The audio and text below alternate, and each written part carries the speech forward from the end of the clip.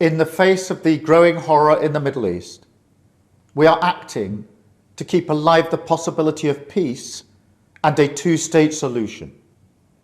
That means a safe and secure Israel alongside a viable Palestinian state. At the moment, we have neither.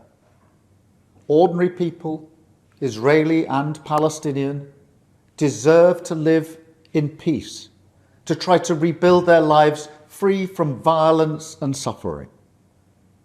That's what the British people desperately want to see. Yet, almost 2 years after the barbaric attacks of October the 7th, hostages are still held by the terrorists of Hamas. Recent images show the hostages suffering and emaciated. Hamas even refused to release all the bodies of the dead. I have met British families of the hostages. I see the torture that they endure each and every day, pain that strikes deep in people's hearts across Israel and here in the United Kingdom. The hostages must be released immediately, and we will keep fighting to bring them home. Let's be frank. Hamas is a brutal terror organization. Our call for a genuine two-state solution is the exact opposite of their hateful vision. So we are clear.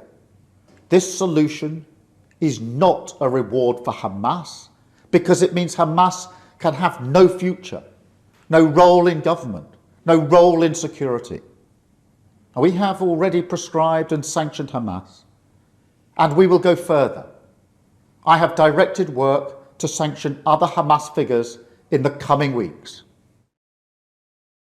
Meanwhile, the man-made humanitarian crisis in Gaza reaches new depths. The Israeli government's relentless and increasing bombardment of Gaza, the offensive of recent weeks, the starvation and devastation are utterly intolerable. Tens of thousands have been killed, including thousands as they tried to collect food and water.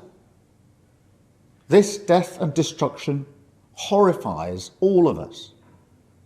It must end.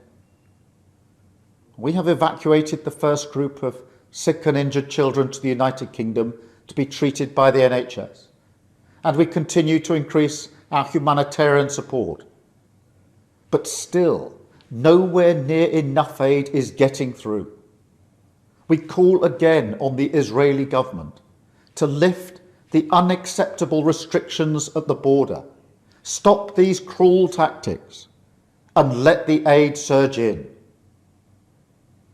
With the actions of Hamas, the Israeli government escalating the conflict, and settlement building being accelerated in the West Bank, the hope of a two-state solution is fading.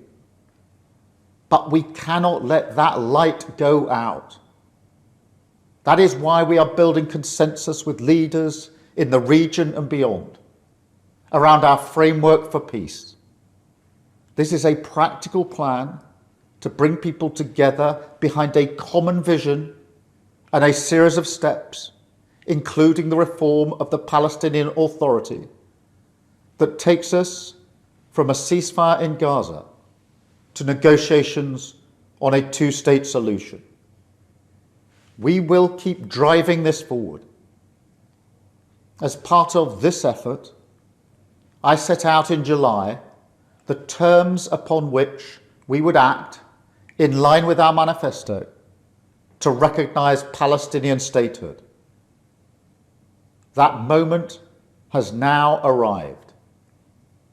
So today, to revive the hope of peace and a two-state solution, I state clearly, as Prime Minister of this great country, that the United Kingdom formally recognises the State of Palestine. We recognised the State of Israel more than 75 years ago as a homeland for the Jewish people. Today, we join over 150 countries who recognize a Palestinian state also.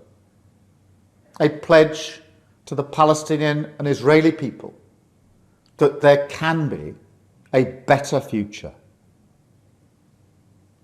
I know the strength of feeling that this conflict provokes. We have seen it on our streets, in our schools, in conversations we've had with friends and family. It has created division.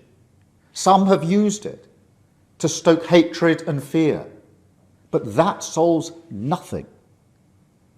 Not only must we reject hate, we must redouble our efforts to combat hatred in all its forms. We must channel our efforts, united together in hope, behind the peaceful future that we want to see. The release of the hostages, an end to the violence, an end to the suffering, and a shift back towards a two-state solution as the best hope for peace and security for all sides.